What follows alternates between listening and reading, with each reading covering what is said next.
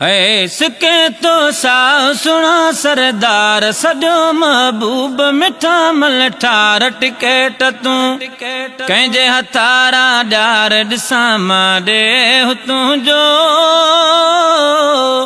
हथ में ही अर्ज़ मुंहिंजो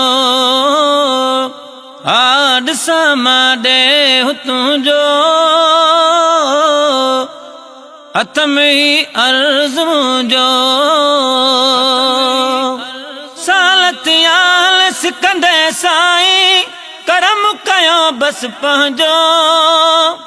रोए थी दिल तड़पे हमेशा मुंह मिठा मल मुंहिंजो हा पवल सॾ साब सखी सालार अचे को कल्ब मुझे के करार अखियुनि खे आए इहो इंतज़ार ॾिसां मां ॾे तुंहिंजो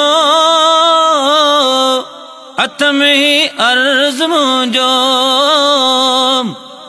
ओ सिके तो साओ सुणा सरदार सॼो महबूब मिठा मल ठार टिकेट तूं कंहिंजे हथारा ॾियार ॾिसां मां ॾे तुंहिंजो हथ में ही अर्ज़ मुंहिंजो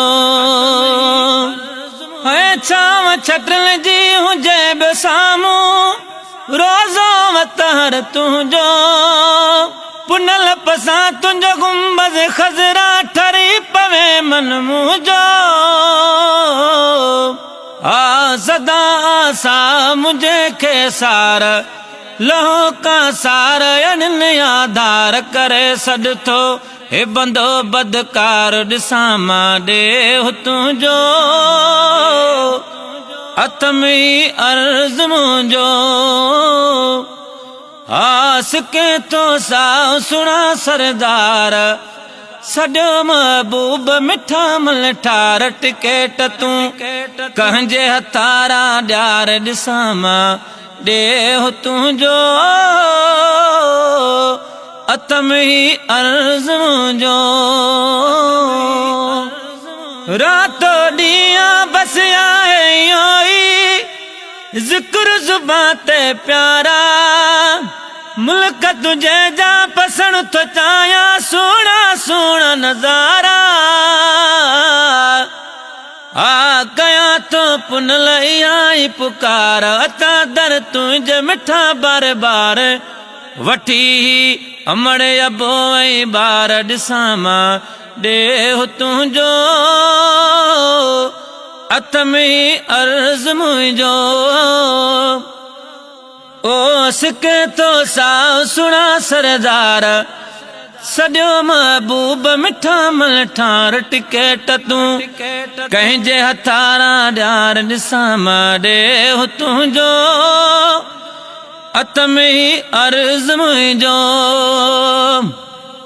मरण मलको मंज़ूर थो चाहे मुंहुं बावां जे दर ते मरण मलको मंज़ूर थो चाहे मुंहुं बावां जे दर ते नज़र करम फरमायो मिठड़ा मदनी पंहिंजे नुकर ते हा अवां जो हुक्म आहे दरकार वञी पहुचे बानीअ बार सखिया तुंहिंजी सखी दरबार ॾिसां मां ॾे तुंहिंजो हा हथ में ही अर्ज़ मुंहिंजो ॾिसां मां ॾे तुंहिंजो हथ में ही अर्ज़ मुंहिंजो ओ सिके तो साओ सुणा सरदार सॼो महबूब मिठा मल ठार टिकेट तूं कंहिंजे हथारा ॾियार ॾिसां मां ॾे तुंहिंजो हथ में ही अर्ज़ मुंहिंजो ॾिसां मां ॾे तुंहिंजो हथ में ही अर्ज़ मुंहिंजो ला